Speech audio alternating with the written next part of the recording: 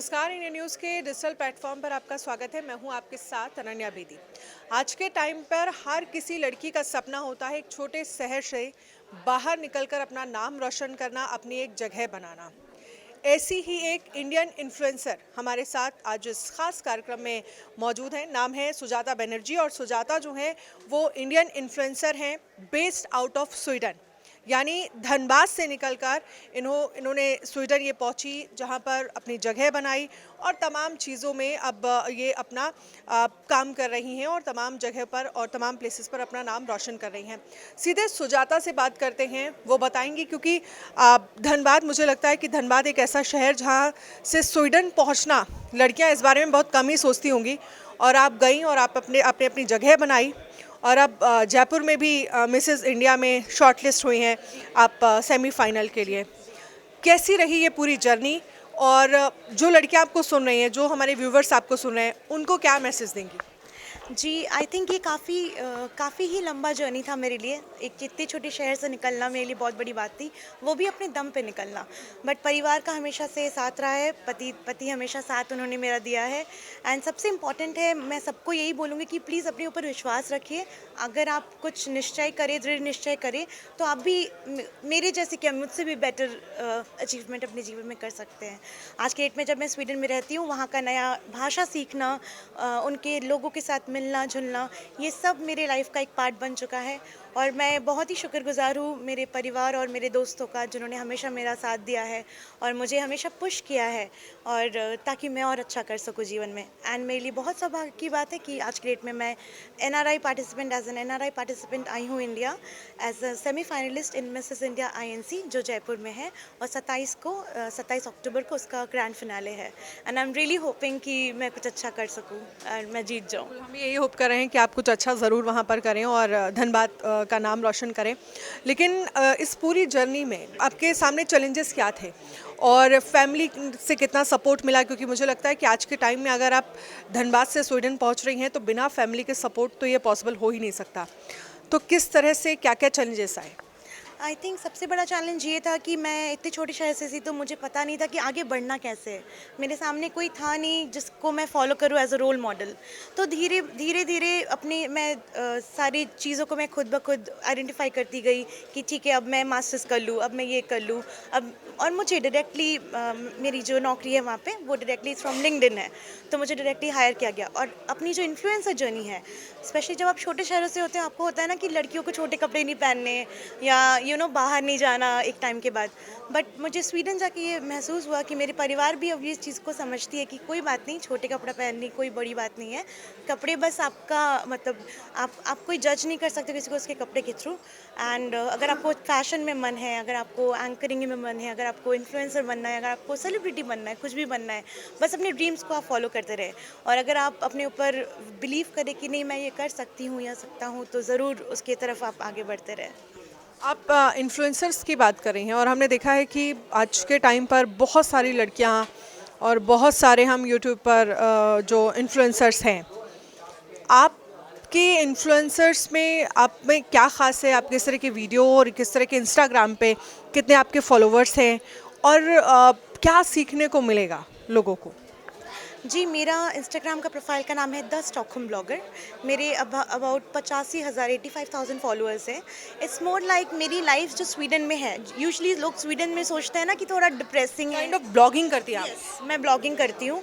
And मैं जैसे for example Shri Shri Ravishankar जी जब आए थे अभी स्वीडन, तो मुझे खास मौका मिला उनसे ये पूछने का कि नीट स्कैम के बारे में मैंने उनको इंटरव्यू किया। हाँ, स्कैम में पूरे इंडिया में हमने देखा था कि किस तरह से जो जिन्होंने नीट का एग्ज़ाम दिया था वो बच्चे परेशान थे, और वाकई जिस तरह से लोग, सोचिए कितने दिनों तक, 2-2 3 दिन 4-4 साल बच्चे तो प्रिपरेशन करते हैं, साथ में पेरेंट्स भी करते हैं, और कितनी सारी उम्मीदें होती हैं जो हमने देखा कि एग्ज़ाम के बाद जिसमें कई सारे सवाल भी उठे। हालांकि अब तो साफ तौर पर कह दिया गया है जो रिज़ल्ट है उसी आपको मान। जी बिल्कुल। जैसे मेरे परिवार में भी एक बच्चा था जिसको लेके जो ये नीट नीट की प्रिपरेशन कर रही थी, but at the same time कि मुझे इंटरव्यू करने का मौका मिला श्री श्री रविशंकर जी को, फिर जयशंकर जी जब आए थे अभी स्वीडन। एस जयशंकर। जी जी जी। जब मुझे मौका मिला उनके साथ बात करने का, तो ये सारी चीज़ें हैं जो मैं एज एन इंडियन, और मैं साड़ी में स्वीडन में घूमती हूँ, मैं यूरोप में साड़ी में घूमती हूँ। साड़ी में जब आप वहाँ घूमती हैं तो कैसा रहता है आपका एक्सपीरियंस वहाँ पर लोगों के साथ?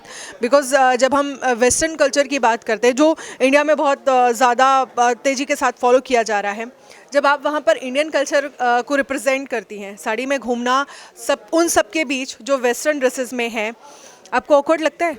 नहीं, इनफैक्ट मुझे तो बहुत प्राउड फील होता है जब मैं साड़ी में जाती हूँ और लोग मुझे काफ़ी अप्रिशिएट करते हैं कि अच्छा आप साड़ी में आई उससे आप कहाँ से हैं? जी जी, बिल्कुल देख के समझ जाते हैं कि मैं भारत से हूँ। मैं अपने देश को अपने साथ लेके चलती हूँ, मैं कितना भी विदेश में रह लूँ, मेरा देश हमेशा मेरे साथ रहता है और मुझे बहुत प्राउड फील होता है और लोग बहुत ज़्यादा मुझे अच्छा फील कराते हैं वहाँ पे। जो विदेशी लोग हैं वो बहुत अच्छा फील करते हैं भारत के बारे में, और मुझे इतना अच्छा लगता है कि लोग मुझे सराहते हैं, पूछते हैं चूड़ी कहाँ से ली या साड़ी कहाँ से ली, या मेरे लिए लेके आना जब देश जाओगी तो मुझे ये बहुत अच्छा लगता है। लोग बहुत वेलकमिंग हैं और मैं जैसी हूँ मुझे वैसे ही उन्होंने एक्सेप्ट किया है, तो ये मेरे लिए बहुत अचीवमेंट की बात है कि इंडियन ब्लॉगर साड़ी में स्वीडन में ये। और ये बहुत बड़ी, मुझे लगता है ये हम सबके लिए प्राउड मोमेंट है कि जब हम इंडिया में ओकेजनली हम साड़ी फेस्टिवल्स पर अब साड़ी पहनने लगे हैं, वहाँ आप अगर रोज़ साड़ी पहनकर घूमती है और पूरा इंडियन अटायर गेटअप लेकर जब घूमती है, तो वाकई ये बहुत प्राउड मोमेंट है। और आप कैसे इंडिया के कल्चर को वहाँ पर रिप्रेजेंट कर रही हैं, जाहिर सी बात है वो देखते होंगे, सोचते होंगे, समझते होंगे कि भाई मीन्स कुछ अलग है और अच्छा है, जाहिर सी। बिल्कुल बिल्कुल। और मैं दूसरा ये भी आपसे समझना चाहूँगी कि क्योंकि आपने अभी विदेश मंत्री एस जयशंकर की बात की, हमने देखा एससीओ समिट में वो गए और उन्होंने आतंकवाद को लेकर बिना नाम लिए पाकिस्तान और चीन को भी घेरा।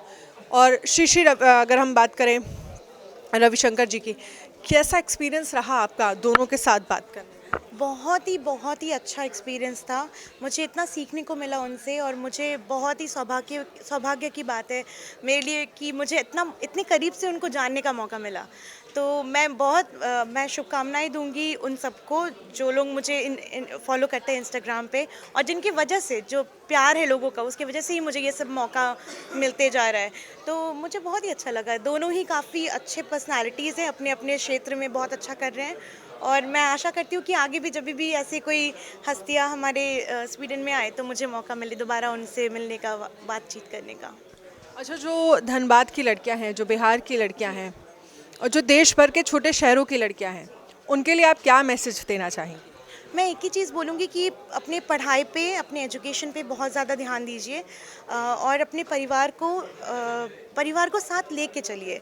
उनको ये समझाएं, अगर आपको कुछ ड्रीम्स, आपके कोई बड़े बड़े ड्रीम्स हैं, अगर आपको वो पूरा करना है, आप प्लीज़ मेक श्योर कीजिए कि आपने पढ़ाई भी की है साथ साथ, और ताकि आप जब आगे बढ़ो लाइफ में तो माँ बाप भी आपको सोचे हाँ मेरे बच्चे ने पढ़ाई की, अब आप करो जो करना है।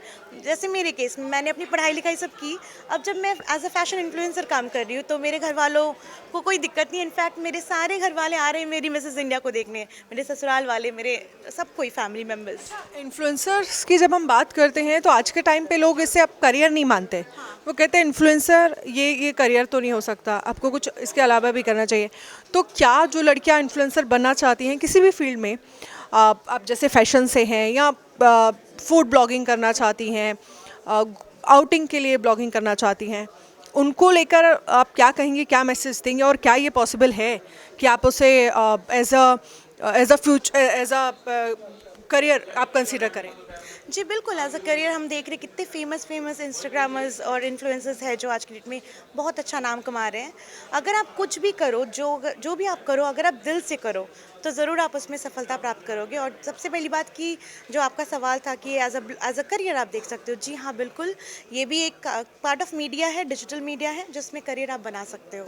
इट्स जस्ट कि आपको सही रहना है और राइट चेकलिस्ट को टिक करते रहना है विद टाइम। या तो thank you so much for Sujata for this interview and also to the best of luck for your competition. आप ज़रूर जीतें और धनबाद का नाम रोशन करें। तो सुजाता को आपने सुना, और मैं चाहूँगी कि वो लड़कियाँ जो छोटे शहर से निकलकर बड़े शहर में अपना नाम करना चाहती हैं, वो ये जो कि सुजाता की तरफ से बताएगी, उनको अगर फॉलो करेंगी तो आप ज़रूर कुछ बड़ा और अच्छा कर पाएंगी।